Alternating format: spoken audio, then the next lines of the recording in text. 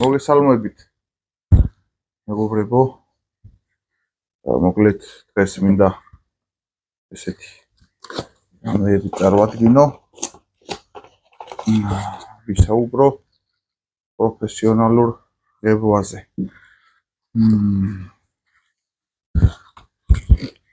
დაგვიდგა ესეთი საკითხი, რომ გადავწყვიტეთ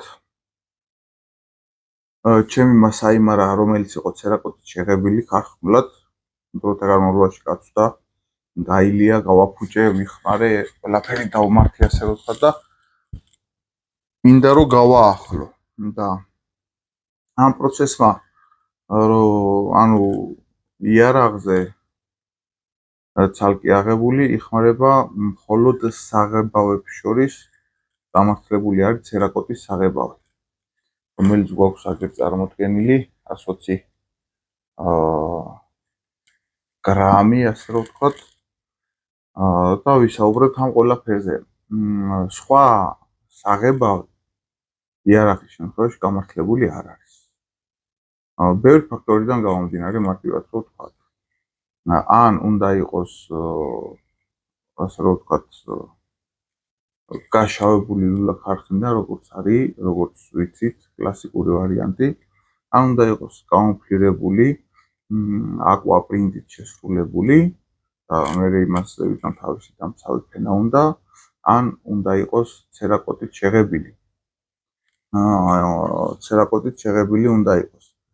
რომელი თოფებია ცერაკოტით შეღებილი? მოდი მარტივად გეტყვით, რადგან ლულულიანში უფრო ცოტა გვხვდება და უფრო ნაკლებინაირი სახეობაა, მაგრამ ამერიკულ ხრახნივ ლულიანებში არ 15-ებში და მის მიყოლება მსგავსი ტიპის იარაღებში, როდესაც ჩვენ ვნახულობთ ნაირფეროვანი იარაღებს, ზოგი უდაბნოს ფერი, ზოგი ატამავალი ფერი, ზოგი შავი და ასე შემდეგ და ასე შემდეგ, ყველა არის უმეტესწილად ცერაკოტის საღებავით შესრულებული, რომელიც იტანს საკმაოდ აგრესიულ დატვირთვებს, რომელიც უძლებს ძალიან დიდ ტემპერატურებს, ცერაკოტსაც მაგათ ხანდაც მოვიდა ვისაუბროთ, გადააჩინა სხვადასხვა კატეგორია და გრადაცია ტემპერატურებზე სამუშაო, ასე რომ ვთქვათ, და მოკლედ გამართლებული აპროექტირებული რამეა რა, არა მარტო იარაღებში, ერთ-ერთი კი არა, პირველი, ანუ ერთადერთია მსოფლიოში ცერაკოტით ღებვა, რომელიც აი ყველაზე მაღალი კლასის ღებვაა და ყველაზე მაღალი კატეგორია უკავია ყველანაირი გაგებით რა. ეხლა თანმიმდევრობა როგორია? მე მოვიძიე ინფორმაციები ამ ყველაფრის შესახებ, თუ როგორი თანმიმდევრობით უნდა გავაკეთოთ, რა არის კლასიკური მოცემულობა, ამას მოგიყვებით და ჩვენ შემთხვევაში რისი საშუალება გვაქვს და არის თუ არა ალტერნატიული ვარიანტები, ამაზე ვისაუბრებთ. ესე იგი, თანმიმდევრობა არის ესეთი და თანმიმდევრობის მიხედვით ვისაუბრებთ რა. როდესაც თოფის შეღებვა გვინდა, ჩვენ ცერაკოტის საღებავს აქვს ესეთი თვისება, ვერ იტანს ვერანაირ მტვერს შესაღებ ზედაპირზე და ვერ იტანს ვერანაირ ცხიმოვან წარმონაქმნს, თუნდაც ეს იყოს ხელის ცხიმი. всё, ის გიღალატებს აუცილებლად და არ გამოვა ის, რაც უნდა იყოს. ამიტომ ქირურგიული სიზუსტით უნდა მივუდგე ყველაფერს, როდესაც გინდა ცერაკოტით შეღებვა და რატომღაც რახან ჩემი თოფი არის მდგომარეობაში, რომ გადავწყვიტე ცალსახა ექსპერიმენტი და ამ ექსპერიმენტის ხარჯზე იარაღზე გამოსწორება, მივდივარ მოკლედ ბოლომდე ვეძიები საკითხს. ღების კუთხით აკვაპრინტი სხვა მიმართულებაა კიდე და მან გვყავს ძალიან კარგი პიროვნება ჩვენი შალვა, რომელიც იდეალურად აკეთებს აკვაპრინტს, თავისი დამცავი ფენით და ასე შემდეგ. ღებებთანაც არ არის შორს, ასე რომ ვთქვათ, მაგრამ მე ჩემ შემთხვევაში გადავწყვიტე, რომ ჩემ თავზე ავიღო ეს, რადგან მე ძალიან მაინტერესებს მსგავსი თემები და საქმიანობა, ასე რომ ვთქვათ. ანუ ერთგვარი ჰობივით შეიძლება იყოს, რომ მიტაცებს ეს ამბავი და მოკლედ ბევრი ვარ გავაჯანჯული, თანმიმდევრობა არის ესეთი. ვერ იტანს ვერანაირ ცხიმს მოსაპირკეთებელ ზედაპირზე. ამავდროულად ეს ზედაპირი უნდა იყოს შესაბამისი სტრუქტურის მქონე, ქართულად რო ვთქვათ, ისეთი დოზით უნდა იყოს დაკეჭნილი. მე მგონი არ გაგიკვირდებათ ეს სიტყვა დაკეჭვნა რას ნიშნავს, როდესაც ესე დაკეჭნილია რა, არ არის გლუვი ზედაპირი, არამედ არის ხავიანი ზედაპირი. უნდა იყოს ხავიანი ზედაპირი და მაგ ხავიან ზედაპირს ხდის აი ეს საშუალება. მაგამდეც მივალთე ახლა თანმიმდევრულად ვისაუბროთ. ესე იგი, იმიტომ რომ პირველ რიგში ჩვენ მოვაცილოთ თოფს ცხიმები, შეიძლება თოფზე გვაქვს ძველი თავისი ნარჩენი ცერაკოტი იქნება ეს ჩვეულებრივი ვიღაცის თამაშით გაკრასკული იქნება თუ ასე რომ ვთქვათ თავისი შავი დაფერვა იქნება ქართული და რაღაც გადაკეთება მოგვინდება, ყველა ვარიანტში პირველ რიგში თანმიმდევრობა ცერაკოტის დღეების არის ესეთი, რომ ეს დეტალი გეუბნებით კლასიკურ მოცემულობას და მერე გეტყვით რა არის ჩვენთან ალტერნატივა. ეს დეტალი ლულა კონკრეტულად და ნახევარ ავტომატის შემთხვევაში ლულის უკანა ნაწილი გეჯა, სადაც ლულის უკანა კუდი შედის, უნდა ჩაიდოს სპეციალური ავზია, მოგრძო ფორმის ავზი, რაშიც ლულა იდება და გეჯა იდება და ეს ყველაფერი იძირება აცეტონში. კი, აცეტონში. რომელი აცეტონი ჩვენთან საქართველოში 100 ლიტრობით, 5 ლიტრობით, 10 ლიტრობით რო იყიდო, არ იყიდება. ერთადერთი საშუალება არის სააფთიაქო ქსელებში, აი მანიკურების მოსაცილებლად ქალბატონებისთვის პატარა ფლაკონებში რო იყიდება, აი იმას თუ იყიდი და მოაგროვებ იმ რაოდენობას, რომ ესე აჭყუპალაო გემრიელად იარაღის დეტალების შიგნით. აი ეგ აცეტონიც კი გამოდგება ამისთვის. და რატოა აცეტონი საჭირო? აცეტონი შლის და აცილებს ყველანაირ ცხიმოვან და ზეთოვან წარმონაქმნებს ლულის ზედაპირიდან. და ეს უნდა გაჩერდეს მაქსიმუმ 30 წუთი. მეტხანს არ უნდა გავაჩეროთ, იმიტომ რომ შემდეგ კი შედარებით მსუბუქი და რბილი მასალაა სხვა აგრესიული მასალების განსხვავებით, მაგრამ მაინც უკვე შედის მეტალთან რეაქციაში და შეიძლება არასასურველი რაღაცები წარმოიშვას დროთა განმავლობაში შემდეგ შიგნით ლულის არხში. აქედან გამომდინარე არის მაქსიმუმი დრო 30 წუთი, 20-დან 30 წუთამდე, 30 წუთს აჩერებენ, ასე რომ ვთქვათ, და ამოიღებენ ხოლმე ზემოთ. შემდეგ მოხდება ამისი ან ბუნებრივი გაშრობა, ახლა ვიცით აცეტონი როგორც ხდება და ბუნებრივი გაშრობა მოხდება და ამის შემდეგ გადავდივართ ქვიშა ჭავლით მეტალის დამუშავებაზე, რომ შევქმნათ ის დაკეჭნილი ხავიანი ზედაპირი ლულაზე და გეჯაზე, რათა მოახდინოს ცერაკოტის საღებავმა სრულყოფილი ჩაჭიდება. და ამ ქვიშა ჭავლით, ესეთი აპარატი გამოვიწერე, მე მაგალითად ეს არის ქვიშა ჭავლის აპარატი, საფისტალეტი აპარატი, ну, ასე რომ ვთქვათ, თავისი რეზერვუარით, სამოყვარულო დონეზე, აი იარაღის დონის დეტალებს რო დაგვიმუშავებს და უფრო ქვევით მიკრო დეტალებზე რაღაც სამუშაოთ, აქ ვყრით ქვიშას, შესაბამის ქვიშას და ვაერთებთ კომპრესორზე და მოკლედ ესეთი გატარებით მაგას ვიდეოს ჩავწერ აუცილებლად და გაჩვენებ თუ როგორ ასუფთავებს და როგორ კეთდება ეს პროცედურები და ხდება ამ ზედაპირების დამუშავება. ეხლა ვიღაცა და რატოა ეს საჭირო? არა მარტო ლულის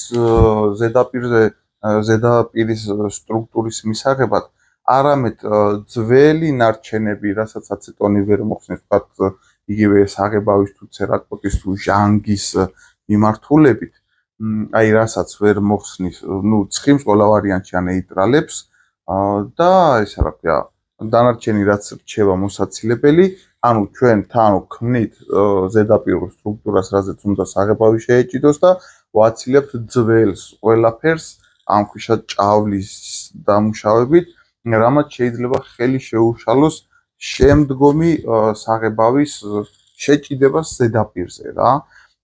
ეხლა ამასაც აქვს თავისი მუშაობის პრინციპები, როგორ უნდა ვამუშაოთ, რა უნდა ვამუშაოთ, უნდა ვიცოდეთ. ანუ ქვიშაჭავლის სამუშაო წნევა არის საშუალოდ 4.5-დან 6 ატმოსფეროს ფარგლებში, ანუ 4.5-ზე ქვევით არ უნდა მოდიოდეს და 6 ატმოსფეროზე მეტი არ არის საჭირო, მაგრამ გაშვებულ ვარიანტში, როცა ჩვენ უკვე ჰაერი გაშვებული გვაქვს, კომპრესორზე მიერთებული ვართ, ანუ კომპრესორი გაითიშა, გაივსო ჰაერის და ჩვენ ეს გაუშვით, ვიცით რომ ამ დროს წნევას აქვს ვარდნა და ანუ 8 ატმოსფერომდე მაინც უნდა შეეძლოს კომპრესორს თავისთავში მოგროვება ჰაერის, რომ გაშვების შემდეგ 6-დან 4.5-ის ფარგლებში ვამუშაოთ, რომ სრულყოფილი სიჩქარით გაისროლოს იმ ჰაერმა ის ქვიშა წინ, რომ მეტალი დაამუშავოს შესაბამისად. ესეც უნდა ვიცოდეთ, ანუ 4.5-დან 6 ატმოსფეროს ფარგლებში არის საკმარისი მაგისი მუშაობა. შემდეგ აქ აწერია ეხლა ამას ესეთი საზომი ერთეულია grid, მე ესე ვიტყოდი, ეხლა არ ვარ უცხოენოვანი და გრამატიკულად როგორ გამოითქმება ეს არ ვიცი, მაგრამ აწერია grid. აი ეხლა განახებთ აგერ ამას.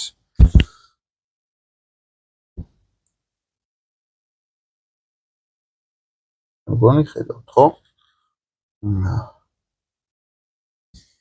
აქ აწერია 46-დან 100-მდე. ეს არის სიმსხო, თუ რა სიმსხოთი შეიძლება საიდან სადამდე იმუშაოს ამ აპარატმა. აქ კი აწერია ის ყველა მონაცემი, თუ რა მასალებით შეუძლია იმუშაოს ამ აპარატმა. და თითქმის რაც კი არსებობს მასალებში, ანუ ამ სამუშაო მასალებში რაც კი არსებობს, აბსოლუტურად ყველაფერზე მუშაობს ფაქტიურად რა.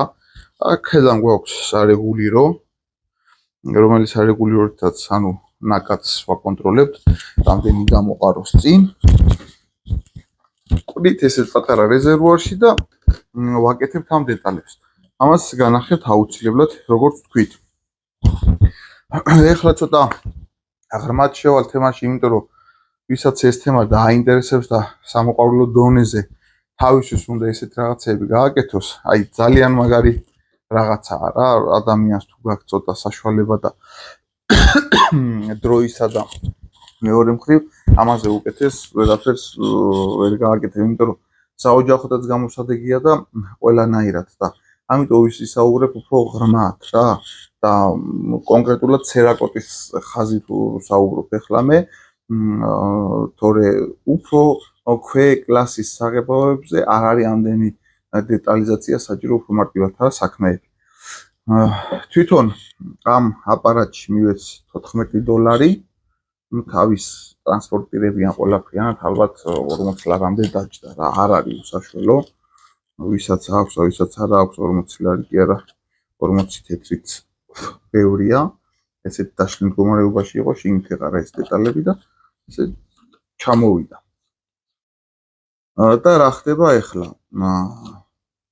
ეხლა ვიღაცა იკითხავს, რომ თუ მასე ასუფთავებს და აპრიალებსო და მეტალის ფერამდე დაყავსო რკინის ზედაპირიო, რა საჭიროა აცეტონში ჩალბობა, იმ ცხიმების მოსაცილებლად, იმ ცხიმებსაც ხომ მოაცილებსო. კი, ცალსახად რაღაც რაოდენობას მოაცილებს, მაგრამ სრულყოფილად არ მოაცილებს და როდესაც ეს მისროლის პროცესი მიმდინარეობს, ეს მოხვედრილი მარცვლები ესე იგი უფრო ღრმად შეყავს მეტალის ფორებში ეს ზეთის ნაწილაკები და ცხიმის ნაწილაკები, რომლის ამოღება, ამოყვანა იქიდან მერე ძალიან რთული, ანუ რაღაცა დოზით შეიძლება რომ დარჩეს რა, რაც ისევ და ისევ ვიმეორებ ცერაკოტის საღებავს ხელს უშლის შეჭიდებაში და ამიტომ ნეიტრალდება ჯერ თავიდან ყველანაირი ცხიმი ზედაპირიდან, შემდეგ ხდება ქვიშაჭავლით დამუშავება, არა, უყურე, როდესაც ამოვიღებთ აცეტონიდან, შემდეგ შეგვიძლია რომ დაველოდოთ ამის გაშრობას ან შესაბამის ღუმელში შევკიდოთ და დაახლოებით 150-დან 170 ცელსიუს გრადუსამდე გავაცხელოთ ეს მეტალი 15-20 წუთის განმავლობაში, რომ მოხდეს ყველანაირი, ასე რომ ვთქვათ, რამე ნარჩენი თუ არსებობს აცეტონის ასაორთქლებელი, აცეტონის ორთქლების ამოსაყვანად, თუ რამე სინოტივე ქონდა მეტალს იმ ტენიანობის გამოსატანად და ამავდროულად თუ თქვათ და რაღაცა მოხდა და ვერ დაშალა რამე კონკრეტული ცხიმი ამ ზედაპირიდან აცეტონმა, ხო? ესე იგი 150-170 ცელსიუს გრადუსზე გაცხელების დროს ამ 15-დან 20 წუთის განმავლობაში ხდება ამ ცხიმოვანი წარმონაქმნების ეს ზეთი იქნება თუ ხელის ცხიმი იქნება აორთქლება იქიდან, რომ აბსოლუტური ალაგება ხდება, ასე რომ ვთქვათ, და აი შემდეგ გადაგვაქვს ქვიშაჭავლის დამუშავებაზე. აი ესეთი ეტაპებია. როდესაც დავამუშავებთ ქვიშაჭავლით, შემდეგ ხდება ჰაერით გადაბერვა ამ დამუშავებულ ზედაპირზე და არის მზად შესაღებად. გაჩვენებთ ახლა. მოკლედ ფერი იქნება დაახლოებით ის რაც იყო, ბევრი რო არ გავახუროთ, ახლა აქ ჩვენ გაგვიჭირდება ფერის დანახვა. მაგრამ რაც იყო დაახლოებით ის ფერი იქნება და სიტყვიერად რო გითხრათ, იქნება ესე იგი ამას ქვია პირდაპირ თარგმანით მკვახე ზეთისხილის ფერი, ანუ არც მწიფეროა და არც მკვახე, აი ისეთი. და აი აქ ალბათ წაიკითხავთ წარწერას C251, ეს C არის საღებავის კატეგორია, 251 კი კონკრეტულად ფერის ნუმერია რა. 125 მილიგრამია ეს კონკრეტული, ну 120, 125, 118 მილიგრამი ესე აწერია.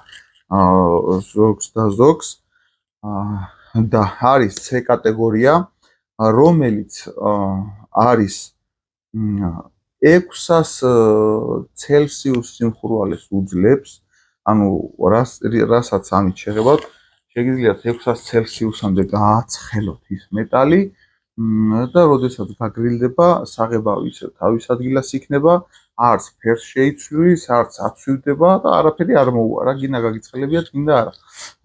აი ესეთი თვისებით იქნება ისევ ნებისმიერ ზედაპირზე, რა ზედაპირსაც ამით დაამუშავოთ მეტალის ზედაპირზე. არის H კატეგორია, რომელი H კატეგორიაც და ხო, ეს C კატეგორია არის ჰაერზე შრობადი ცერაკოტის საღებავი. არ ჭირდება დამატებითი, ეხლა ეს შეზავებულია ყველანაირად, აი ესე ჩამოვიდა ქარხნულად იქიდან, შეგიძლია პირდაპირ, ანუ მოხმარებამდე 10 წუთი უნდა ანჯღრივი, ესე ან არის სპეციალური აპარატები და ჩადებდა ის ანჯღრევს 10 წუთით. შემდეგ მოყვა თავისივე აი ესეთი საცერი, ძაბრი საცერი, აი ესეთი, რომელსაც საწერია, რომ არის 190 მიკრონის სიწმინდის. და რა სჭირდება ეს? ამ შენჯღრების შემდეგ, სანამ ყოლბაში ჩავასხავთ, შეზაღებულ ყოლბაში, ეგრეთ წოდებულ პულივიზატორში, მანამდე უნდა მოხდეს ამაში გაწურვა ამ შენჯღრების შემდეგ, ალბათ რაღაც ნაწილაკები აქვს ისეთი, რაც არ უნდა გაყოს ზედმოწყვეტებად, იქ არ უნდა დადეს რაღაც გაუხსნელი ნაწილაკები, ალბათ რჩება და მაგიტო არის საჭირო. და როდესაც ამით შევღებავთ ამ ზედაპირს ის ეტაპები, რაც გითხარით, ისე რომ გავივლით.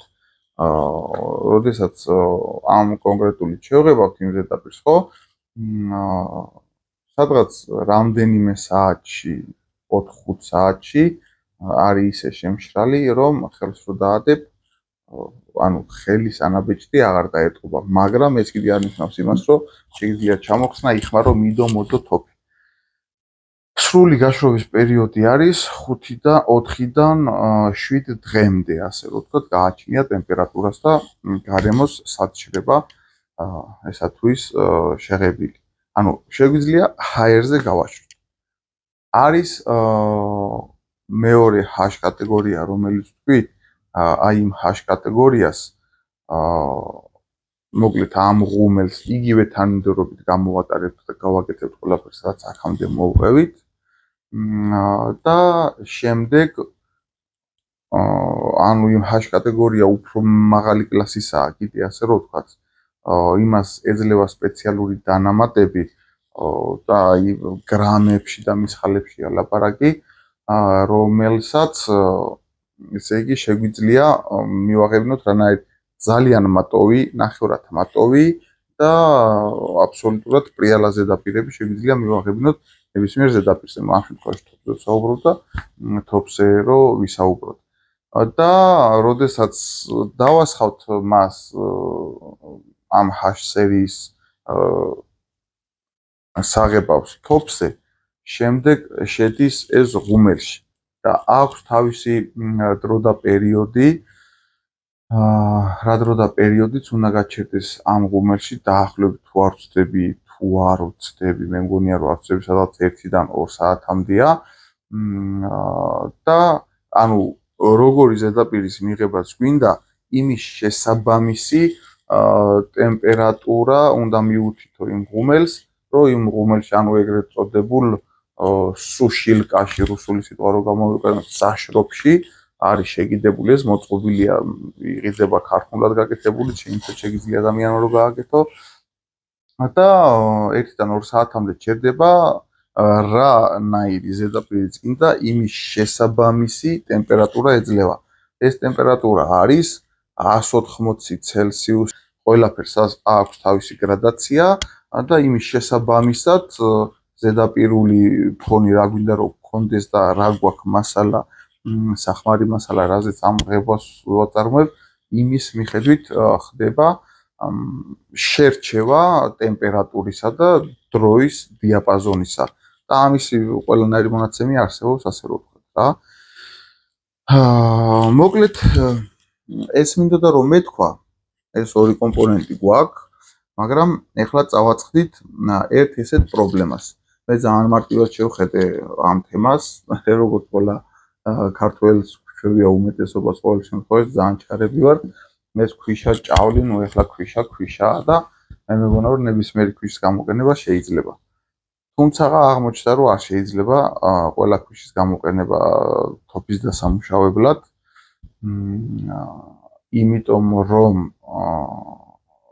ანუ თავისი სტრუქტურა აქვს, თავისი სიმკვრივე უნდა ჰქონდეს, ანუ უნდა იყოს ეს გრიტი, რაც არის, ანუ სიმცხო მიკრონი, ჩვენებურად რო ვთქვათ, ან მილიმეტრი, ესე იგი 0.80-დან 0. ნუ ეს გრიტები შეგვიძლია რომ გადავიყვანოთ და ზუსტად როგორ არის, იცით?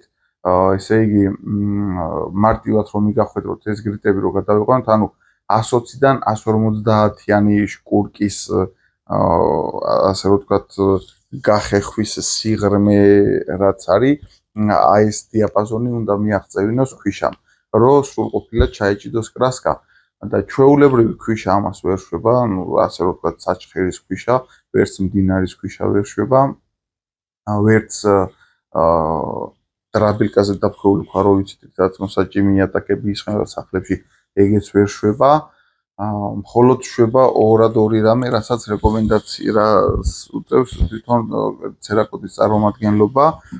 ეს არის ალუმინის ოქსიდი 100-დან 80-დან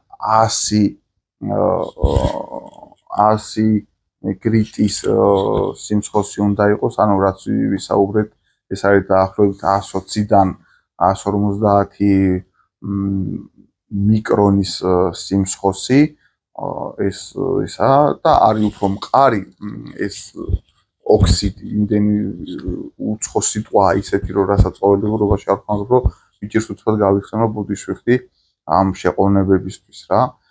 და სიმკვრივი აქვს შესაბამისი ამ ალუმინის ოქსიდს, რომელიც სიმკვრივეც რაც მე ჩამოვთვალე ამ ჩვენთან არსებულ ნედლეულს არ გააჩნია და მეორე არის კარბიდის ქვიშა.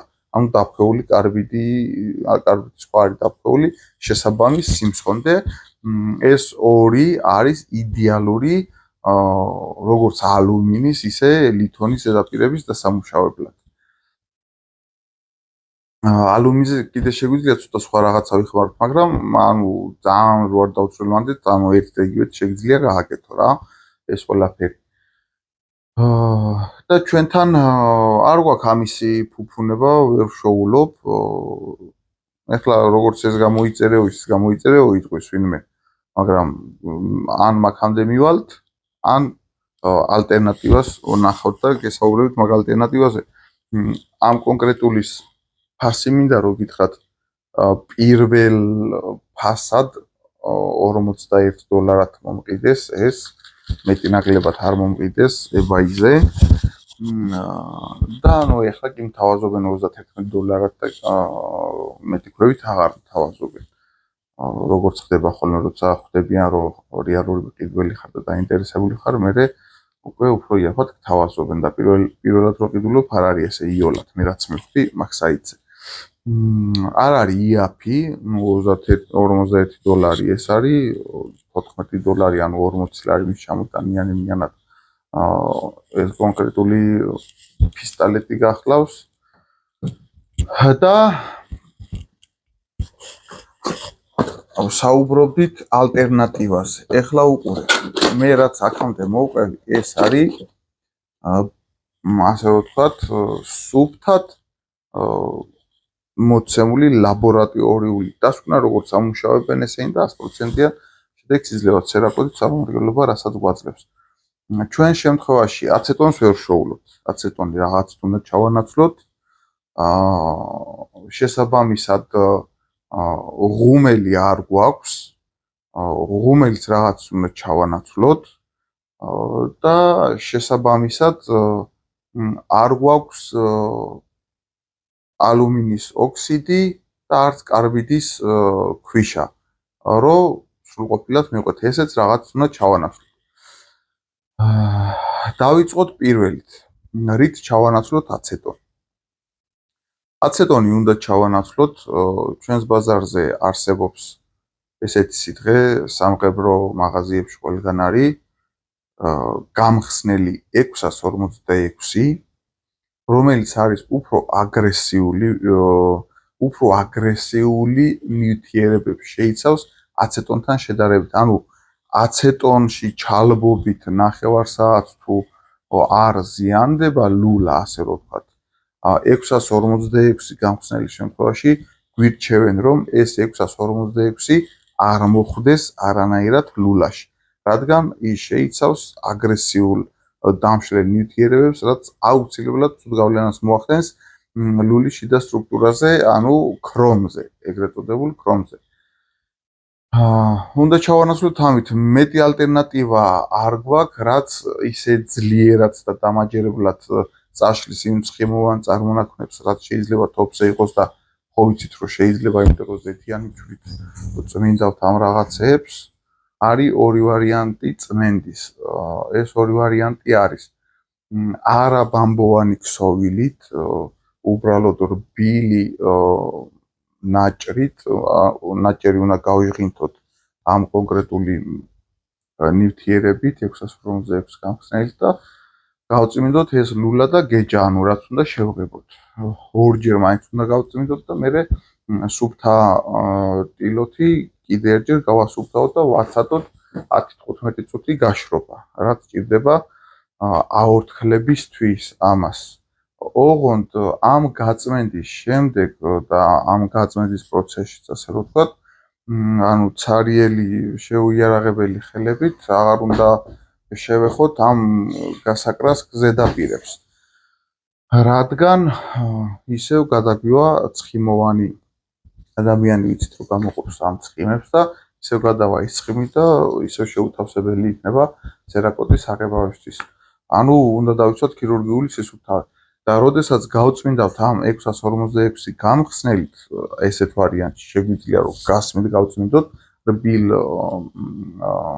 ნაჭერზე რბილი ნაჭრით დასველებული შეგვიძლია გავწმინდოთ ორჯერ რომ მაქსიმალურად მოხდეს ამისი მოხსნა. ან უნდა დავკიდოთ ეს ლულა და გეჯა და ისევ პულივიზატორით შემთხვევის საშუალებით ისე რომ სადმე ვინმე სიგარეტს არ უნდა ეწეოდეს და აპერწკალის წარმონაქმნები არ უნდა იყოს იმ სივრცეში სადაც ამას აკეთებთ და საკმაოდ კარგად ვენტილირებადი სივრცე უნდა იყოს სადაც ამ ყველაფერს გააკეთებთ ზოგადად უნდა იმას აქვთ რომ შეიძლება ჩამორეცხოთ მიადგე და პულივიზატორით რომ ეს ჩამორეცხო რასაც ქვია რა ერთიც და მეორეც კარგად იდეალურად და ვაცადოთ 10-15 წუთი გაშრო. ამ ჩამორიცხვის შემდეგ როგორც წესი ვთქვათ წინა წესში როგორც ვთქვით რომ შემდეგ შედის ღუმელში რომ ამოორთქლდეს თუ რამე დარჩა აცეტონიდან ამ გამხსნელიდან და ან ცხიმოვანი წარმონაქმნებიდან თუ კიდე რამე დარჩა ან ტენიანი სივრციდან გამომდინარე რამე არსებობს ზედმეტი ამ ზედაპირზე რომ ამოორთქლდეს ამის ღუმელში ხომ და შედოთ არ გვაქვს ღუმელი რა ვშვებით გვაქვს ესეთი ალტერნატივა ინდუსტრიული ფენი 200-300 ცელსიუსამდე მაინც უნდა შეეძლოს აწევა ამ ინდუსტრიულ ფენს ვაყენებთ 150-დან 170 ცელსიუსზე ამ ინდუსტრიულ ფენს და მიუყვებით და ვაშრობთ ანუ თანაბარი გატარებით 150 ცელსიუსამდე დაახლოებით ვახურებთ ამ ლულას. ამას ვაკეთებთ 15-20 წუთის განმავლობაში. თუ გვექნება დამატებით თერმომეტრი, რითაც გავსინჯავთ ლულის სიმხურვალეს, დისტანციური თერმო სასინჯები რო არის, ასე რომ ვთქვათ, მიშვერით რო სინჯავს, ხო? ძალიან კარგი იქნება, რადგან დავადგინოთ, რომ ჩვენ ლულის ზედაპირზე ავწიეთ ამ ინდუსტრიული ფენით ის ტემპერატურა, რომელი ტემპერატურაზეც ხდება ამზეთის აორთქლება და ცხიმების აორთქლება. ეს არის 150-170 ცელსიუსი. უფრო მეტზე არ გვაძლევენ რეკომენდაციას, რადგან შეიძლება არასასურველი მეტალის გადახურება მოხდეს, მიკროგაბრეცვები მოხდეს და სხვადასხვა რაღაცეები მოხდეს, თუ ლულის კედლებით ხელია და ასე შემდეგ. აი ეს მინდოდა რომ მეთქვა და ამის შემდეგ ვაცდით 10-15 წუთი რომ ისევ დადგეს თავის ტემპერატურაზე, ну 5-დან 15 წუთამდე რომ ეს ლულა დადგეს თავის ტემპერატურაზე და შემდეგ ვიწყებთ უნდა დავიწყოთ ქვიშაჭავლით მუშაობა. ქვიშაჭავლით მუშაობა გვჭირდება ხელთათმანები ისევ სათვალეები აუცილებლად იმიტომ რომ ის განასროლი პატარა ნაწილაკები ისე უკან მორბის და აუცილებლად სასუნთქი ნიღაბი. რომ ეს მტვერი აქვს თავისებური, უკან დაბრუნებული ნაგავი აქვს თავისებური და ჯანმრთელობას უნდა გაუფრთხილდეთ. და აქ რა გვაქვს ალტერნატივა? ესე იგი, გამხსნელთა ალტერნატივა მოვწებნეთ. ეხლა უნდა მოვწებნოთ ოქსიდის, ალუმინის ოქსიდის ან კარბიდის სილის ქვიშის ალტერნატივა.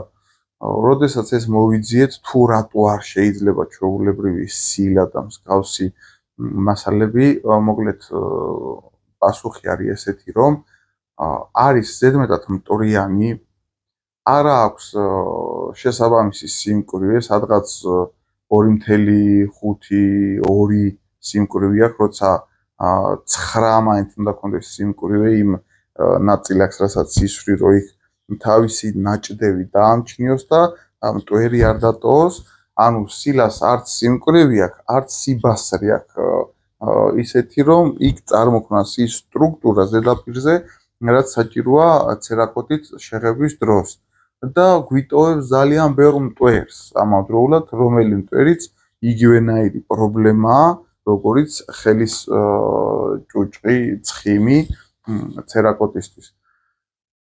ქართულ ვარიანტში რაც მოვიკითხეთ, ერთადერთი შედარებით კიდე რო კაი ჯანდაბა სამნაირი ვარიანტი ითქვა, არის დრაბილკაზე დაფქროული სამშენებლო ქვა, რაც ვიცით, ანუ ბეტონი, ძვი ბეტონი კორპუსები რითაც ისხმება. აი მაგ ქვას დაყავთ 0.5-იან ფრაქციას ეძახიან, რაც არის მოსაჭიმი იატაკების მასალა და ეგ უნდა გაიცრას შესაბამისი საცერით, დაახლოებით მივიღოთ 120-დან 150-იანი კურკის სიუხეშის მქონე სილა, რომელიც არის რეალურად ქვა არის რა, ასე რომ ვთქვა და ქვა უფრო მყარია და ვიცით რომ უფრო ბასრი კუთხეები აქვს და ვიცით რომ უფრო ნაკლები ის აქვს, რა ქვია, მტვერი, აქედან გამომდინარე ეს გვაქვს ერთ-ერთი ალტერნატივა ქართულ ვარიანტში, რომ დავამუშავოთ ზედაპირები მაგით, რომ შემდეგ დავასხათ ცერაკოტი და იყოს სრულყოფილი. ოღონდ, როდესაც ამას ვიზავთ და დავამუშავებთ ამ ზედაპირს, რომ დავამუშავებთ, შემდეგ ისე უნდა დავკიდოთ ან დაკიდებული იქნება ეს გეჯა და ლულა და ისე უნდა მოხდეს 656 გამხსნელით ჩამორეცხვა ამ დამუშავებული ზედაპირების, უნდა ვაცატოთ გაშრობა და აუცილებლად უნდა გადაუვაროთ ინდუსტრიული ფენით. აუცილებლად უნდა გადაუვაროთ კიდე ერთჯერ ინდუსტრიული ფენით, რადგან ამოშრეს ის აცეტონი, ამოცვიდეს ამ ინდუსტრიული ფენიდან შებერილი ჰაერით, ისევ კომპრესორი უნდა გადავატაროთ და მოკლედ გამზადებული იქნება გასაკრასკად ეს დეტალი. ესეთნაირად გვარდება, ესე იგი, გამხსნელის პრობლემა, ქვიშის პრობლემა და ღუმელის პრობლემა. გამხსნელის პრობლემას აგვარებს 656, ქვიშის პრობლემას აგვარებს სასიაშკო მოსაჭიმი იატაკების მასალა, ასე რომ ვთქვათ, და რა დაგვჭა კიდე, ხო, ღუმელის პრობლემას აგვარებს ინდუსტრიული ფენი. შემდეგ შევღებავთ ამ ყველაფერს და დავაცით გაშრობას და ვიქნებით ბედნიერები. ოღონდ, აქ ახლა ერთი ფაქტორი რა არის კიდე. თუ თვითონ კონკრეტული თოფი უკვე იყო ცერაკოტით შეღებილი ქარხნულად, მაგრამ ჩვენ გვინდა გადაახლებ ამის, ხო? ანუ ჩვენ იქ ლოგიკურად რო ვიმშელოთ და ეს იდეა მივაწოდეთ, ვისაც ჭუას ვეკითხებით, რომ დაგვარიგოს ამ ყველაფერზე როგორ შეიძლება რომ სწორად გაკეთდეს. ანუ უკვე ჩვენ იქ ეს სტრუქტურა, რაც ცერაკოტს ჭირდება რომ შეეჭიდოს, გვაქვს. აქ მთავარი არის რომ ძველი ფენა მოიხსნას, იმიტომ რომ ძველ ფენაზე ახალი ფენის გადასხმა არ ხდება, არ ღებულობს და ტყუილი წვალება. ანუ ეს ძველი ფენა უნდა ავიღოთ და ამ ძველი ფენის ადგილას დაგვრჩება ის დაკეჭნილი სტრუქტურა, ხავიანი სტრუქტურა, რაც ჭირდება ცერაკოტს. ანუ უკვე შექმნილია იქ ის ზედაპირი. მთავარია ჩვენ იქედან ეს რაღაცეები, ზედმეტი ნაწილაკები, ძველი კრასკები, ცხიმები, ჟანგები, რაღაცეები ამოვიღოთ. მე ეს ყველაფერი ქირურგიული სისუფთავით დავასუფთავოთ, როგორც ჩამოგიყევით თანმიმდევრობაში და შემდეგ დავასხამთ ამას პირდაპირ. და ამ შემთხვევაში გამართლებულია სილის ხმარება ერთადერთი მტვერზე გვექნება დასამუშავებელი, ანუ სილით ამოდის, მე ვცადე და ამოდის, მოგაჩვენებთ ამის ვიდეოებს და ამოდის ის ყველაფერი, ანუ დადის მეტალის ფერამდე და იმდენი ძალა არა აქვს სილას, რომ ის მიღებული სტრუქტურა გადააკეთოს. თუ დაამატებს რამის სწორი გადაკეთებით ვერ გადააკეთებს და მოკლედ ასეთნაირად მე ჩამოვრეცხავთ 656 ხსნარით და იმას ვიზავთ, რა ქვია, შევღებავთ, დაველოდებით 4, 5, 6, 7 დღე და თოფი იქნება თავიდან ბოლომდე გაწყობილი და ვნახავთ. მოკლედ მე ვაპირებ ჩემ თოფზე ამ პროცედურების ჩატარებას, ძალიან ღრმა თემა არის, არ არის მარტივი, ძალიან ბევრი საშუალება ჭირდება, წვრილ-წვრილად კომპრესორი ჭირდება, ეს ჭირდება კრასკა, ის ცერაკოტის აღებავი ჭირდება, ინდუსტრიული ფენი ჭირდება, თერმომეტრი გჭირდება, დისტანციური თერმომეტრი, კომპრესორი, ეხლა უყურე კომპრესორზე მინდა კიდე ვისაუბრო და ელექტროკომპრესორი თუნდაც დავასხა, მერე ანუ სამღერო ელექტროკომპრესორი გჭირდება, ანუ თუ ხელოსანი არ ხარ და რა ან ახლობელი არ გყავს ისეთი, ვისაც ეს რაღაცები მოეძება, ერთმა ადამიანმა რო ეს ყველაფერი იყიდო, ჩათვალე რომ ვორთობს იყიდი ამ ფასად, რა ის ცერაკოტის კრასკის დასხმაზია საერთოდ საუბარი რა. ხო და აქედან გამომდინარე მე როგორც ხელოსანი უმეტესი რაღაცეები მაქვს, დამჭირდა ამ კონკრეტული სყიდვა, დამჭირდა ამ კონკრეტული სყიდვა, დიდი კომპრესორი, რომელიც კომპრესორიც ქვიშაჭაულზე უზრუნველყოფას გამიკეთებს, ყობას აქვს და მადლობა მის შესაძლებლობებს და რესურსებს და ყობა მომეხმარება მაგამ ბავში და აქედან მოხდება მაგის დამუშავება და დანარჩენი ყველაფერი მე მაქვს. ეხლა რა ხდება? კომპრესორი არის ორნაირი სახეობის, ამაზეც მინდა ვისაუბრო. თუ იმეს დაინტერესებს, ეხლა მე ვიცი რომ ეს ყურებაზე არ გავა და ჩემი ვიდეოები საყურებელი არ არის, უფრო ინფორმატიულია და თუ იმეს ინფორმაციის აღება უნდა და ეყოფა ნერვები რომ მოისმინოს, მიიღებს რა იმ დოზის ინფორმაციას, რაც მე ვიცი, იმაზე მეც ვერ მიიღებს. ხო და კომპრესორი არის ორნაირი, ჰაერის კომპრესორი. არის ზეთიანი კომპრესორი და არის უზეთო კომპრესორი. ეხლა შემეკითხებით რომელი ჯობია? აუცილებელია ამ საქმეში უზეთო კომპრესორი, მაგრამ ჩვენ გვაქვს ზეთიანი კომპრესორი. აქ რა არის გამოსავალი? აქ რა არის გამოსავალი?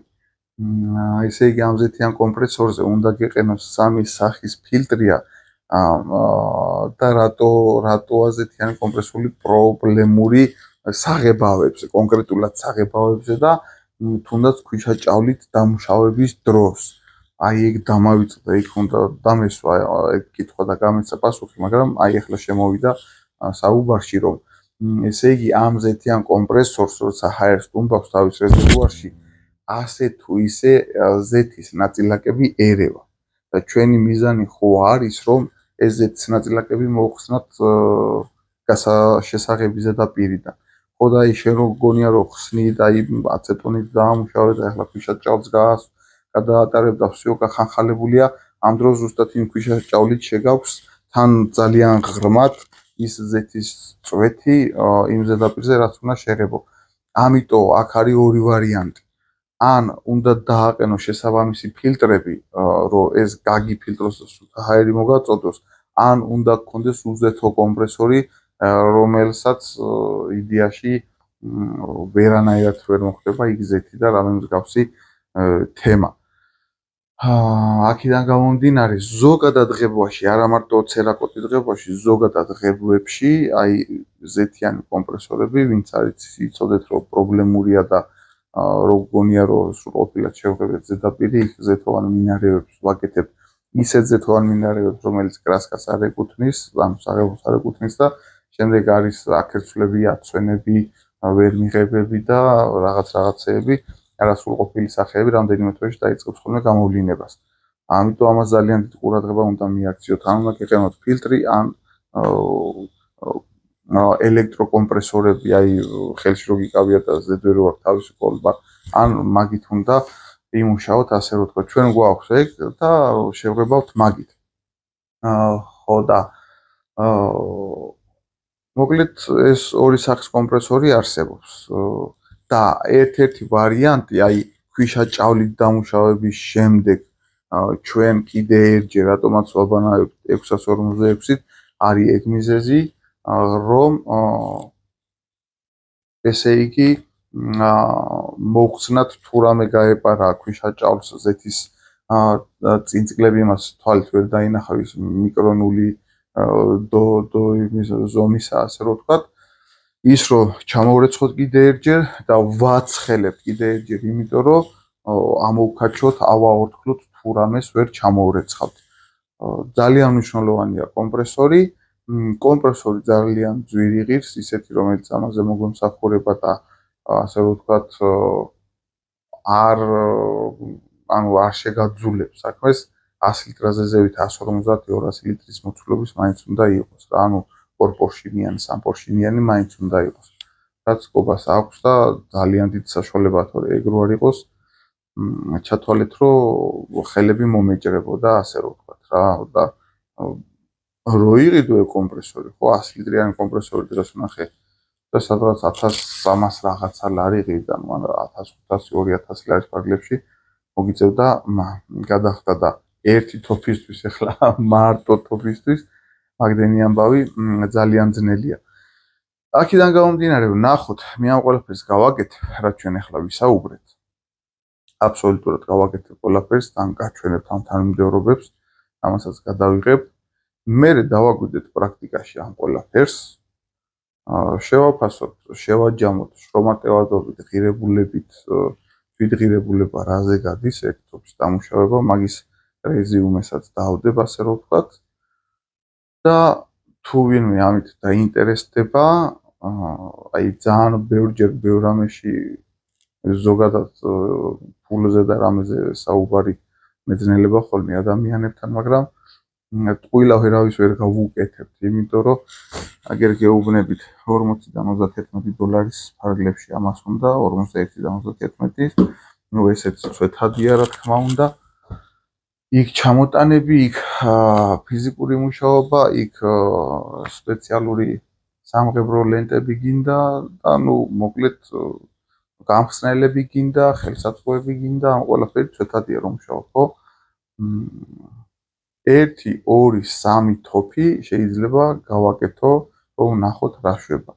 და თუ ეს პროექტი გაამართლებს და ვნახავთ რომ გაამართლებს და თუ ვინმეს მოუნდება მე უბრალოდ უფასოდ ვერ იქნება რა ამისი თქმა მინდა.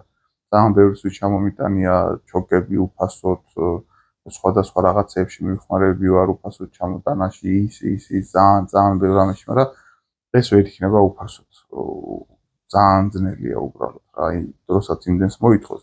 თან ეს თანმიმდევრობები ისია, რომ ანუ დღეს ქვიშაჭავლით დავამუშავებ და მოდი დავდებ, დავისვენებ და ხვალ გავაგრძელებ. ესე არ მუშაობს ეს პრინციპი, ანუ რომ დაიწყებ ეს პროცედურა თავიდან ბოლომდე უნდა გაატარო, შეღებო და всё. გასაშრობად შეგიძლია რომ გაშრობა აცადო იარაღს რა. თორე როგორც კი დაიწყებ, აი როგორც კი იარაღს ჩაალბობთ, ანუ გაწმინდა ვიქიდან მიყოლებული, გაწმენდა ქვიშაჭავლი, ანუ გაწმენდა ამოვორთქლება ქვიშაჭავლი, მე ისევ გაწმენდა ამოვორთქლება, შეღებო, ეს ყველაფერი უნდა მიაყრო და გააკეთო ერთ სამუშაო დღეში თუ 1 საათში თუ 2 საათში თუ რაც დაჭირდება რა. ანუ ეტაპებად ვერ გააკეთებ ისეთი სამუშაოა ეს, რაც დროს და ენერგიასაც მოითხოვს შესაბამისად და ვნახოთ რა გამოგვივა რა. დიდი იმედი მაქვს და 99% დარწმუნებული ვარ რაღაცას რო ჩავიფიქრებ, შანსი არ არის რომ ის არ გავაკეთო და არ შევასრულო. ღვთის წყალობით რა თქმა უნდა. სწორი ცალკე აღებული ადამიანს მარტო არაფერი არ შეუძლია თუ არა ის წყალობა ზევიდან და აი ამ წყალობას გისურვებ თქვენს ყველა თქვენთაგანს. ეხლა კი ესე დაგემშვიდობებით და ვნახოთ დანარჩენი პროექტის მიმდევრობა კეთებაში და მე ექსპლუატაციაში და 1 წლის თავზე გვეცოდინება რამდენად გამძლე და გამოდგარი გამოდგა ამ ინსტრუქციით გაკეთებული ჩემი თოფი. ვაგემშვიდობებით.